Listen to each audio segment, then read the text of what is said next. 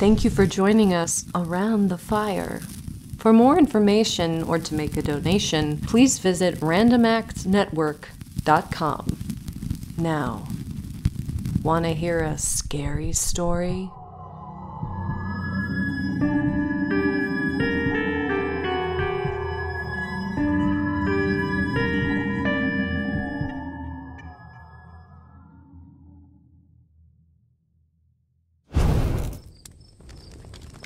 What good would Walter be? He can't help row the gondola, said Angela. We were talking over our planned visit to Podolo the next day. And what will he say? I asked. If he comes back from his business and finds no wife to welcome him. On the contrary, said Walter. I've often wished such a thing might happen. And so, after much discussion with this lately married, charming, devoted couple, we agreed that Podolo should be the goal for tomorrow's picnic.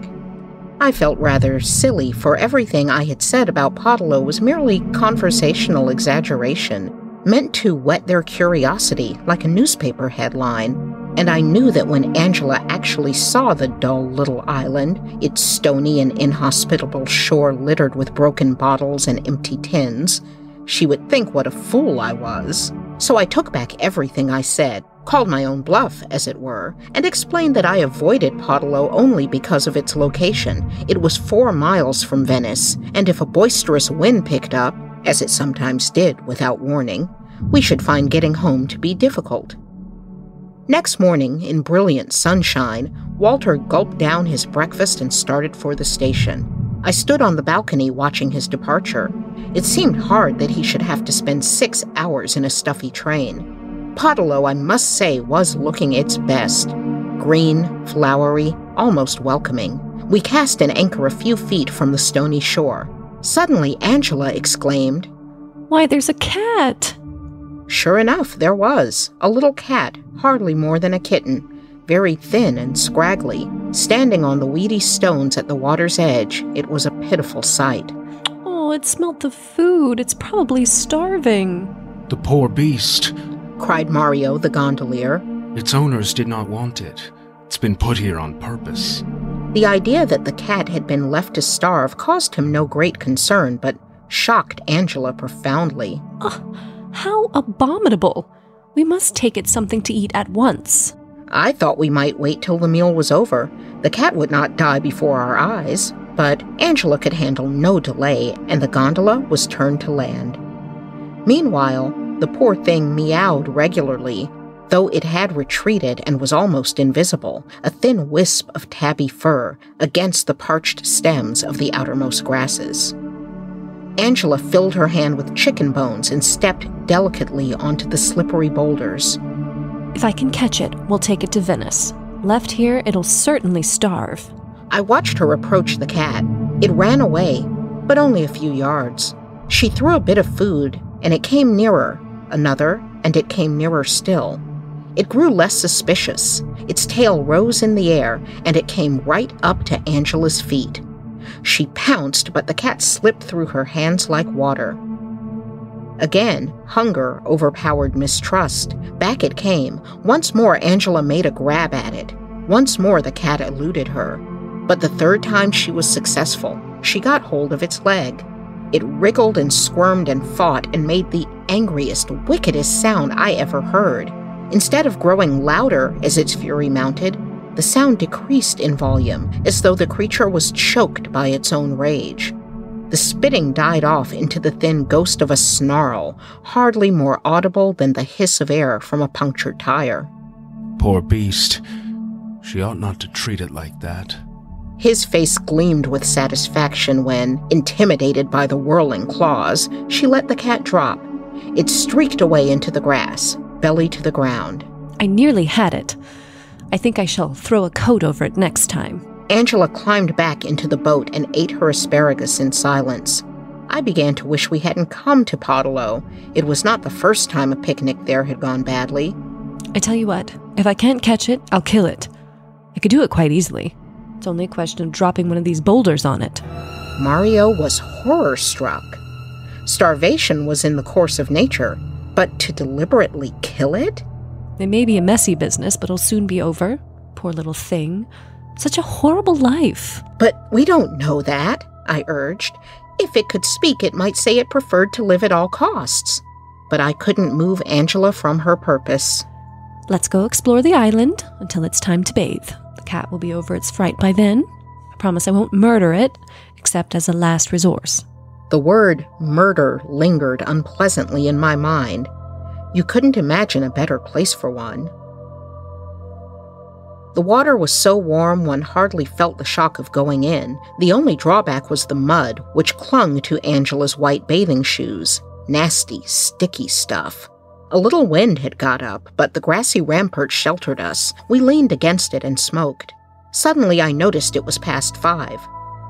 "We ought to go soon," I said. "We promised to meet Walter's train." All right, said Angela. Just let me have a go at the cat first. We'll put the food out and watch. There was no need to watch, for the cat appeared at once. Angela and I stole up behind it, but I inadvertently kicked a stone and the cat was off like a flash. Angela looked at me reproachfully. I retreated a few yards, but the cat, no doubt scenting a trap, refused to come out. Angela threw herself on the pavement. I can see it. Give me 3 minutes and I'll catch it. 3 minutes passed. I felt concerned for Angela, her lovely hair floating over the dark hole, her face as much as one could see of it, a little red. The air was getting chilly. "Look here," I said. "I'll wait for you in the gondola. When you've caught it, give a shout and I'll have the boat brought to land." Angela nodded. She dare not speak for fear of scaring her prey. From the gondola, I could just see the line of Angela's shoulders. Mario stood up, eagerly watching the chase. She loves it so much that she wants to kill it. "We ought to start," I called across the water. "Walter will be waiting at the station and wonder what has happened." Her mind was clearly on something else.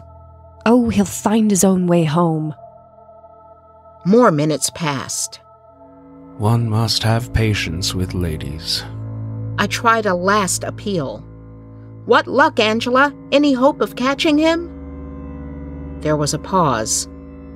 Then I heard her say, in a curiously tense voice, I'm not trying to catch him now. We were irrevocably late to meet Walter, and the need for immediate hurry passed. Wrapped in a blanket to escape the winds, I fell asleep. Almost at once, it seemed, I began to dream. In my dream, it was night. We were hurrying across the lagoon trying to meet Walter's train. I stopped rowing and looked around. The seat behind me was empty. "Angela!" I cried, but there was no answer. I grew frightened. "Mario!" I shouted. "We have left her behind. We must go back at once." The gondolier stopped rowing and turned towards me. I could just distinguish the wild look on his face. We loved her, and so we had to kill her. An uprush of panic woke me. I was restored to the sunshine. At least I thought so. In the ecstasy of returning to consciousness, I opened my eyes to the daylight, but they didn't receive it. I wondered if I was fainting, but a glance at my watch explained everything. I had slept past 8 o'clock. Mario slept on the deck. Before I had time to speak, he opened his eyes, like a dog. You went to sleep, so I did too. We both laughed. Is Angela asleep, or is she still trying to catch the cat? That's where she was, but I can't see her now. We strained our eyes towards the island, much darker than the surrounding sky, and called for her. There was no answer, no sound at all but the noise of the waves. The cat wasn't big enough to hurt her, was it? No, I said. It might have scratched her. She was trying to kill it, wasn't she? I nodded. In this country, we are not accustomed to kill cats. I asked him to call for her again. His voice was stronger than mine. Mario obeyed with a shout that might have raised the dead, but no answer came. "Well," I said briskly, trying to conceal my agitation, "we must go look for her." Mario didn't answer. "Walter will be getting worried." I could not understand why Mario, usually so quick to execute an order, did not move. He was staring straight in front of him. There's someone on the island, he said at last. but it's not her. Mario bent forward and touched the ground with his free hand. It was a man, then? I asked. I have a pocket knife, but the blade is only so long. Within a couple of minutes, we had beached. Mario kept the oar in his hand. We were standing by the place where we had last seen Angela. The grass was broken and bent. She had left a handkerchief as though to mark the spot. Otherwise, there was no trace of her. He must have anchored round the other side, I said, but let's look here first. It didn't walk like a man. We climbed the grassy rampart and began to walk round the shallow curve, stumbling over concealed brambles. From our little eminence, we could see clusters of lights twinkling across the lagoon, but no boat. We stared at each other, bewildered. Are you quite certain it wasn't Angela you saw? I asked. How could you tell in the darkness? She was wearing a white dress, said Mario at last. This one is in all black, and it looked like a man's head. I felt a curious sensation in my spine. Mario, I said, do you think he's got anything to do with her not being here? Mario didn't answer.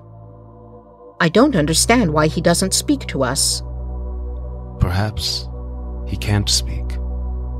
Anyhow, we are 2 against 1. Come on. We soon lost sight of each other in the darkness, but I heard Mario swearing as he scratched himself on the thorny acacias.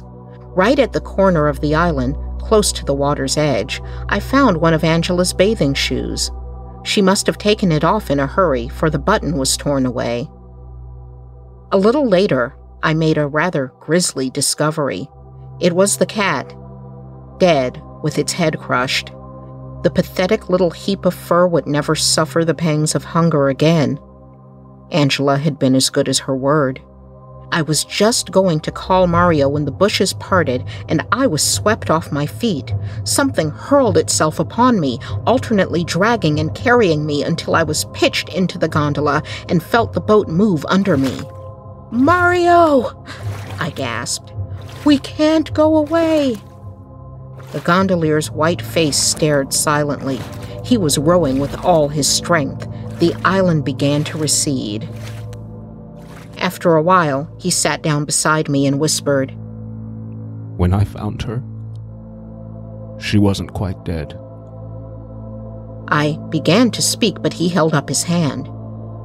She asked me to kill her. Before it comes back, she said. I looked behind us. Transparent darkness, save for one shadow that stained the horizon black. Podolo. Mario bent his head nearer, but his voice was almost inaudible. And then she said, Speak up, I cried. It is starving too. And it won't wait.